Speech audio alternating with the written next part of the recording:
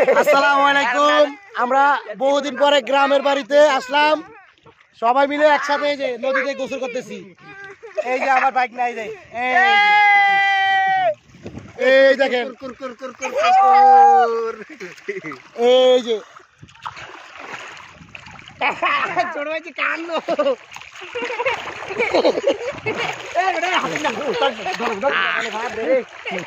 পানি এত ঠান্ডা।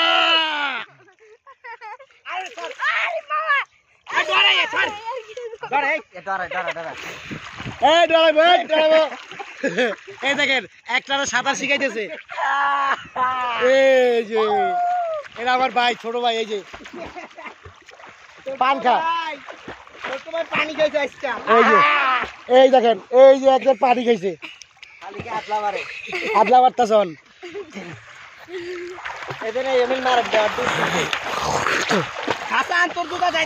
সাঁতার কাটতেছি। কেমন লাগছে সবাই জানাবেন।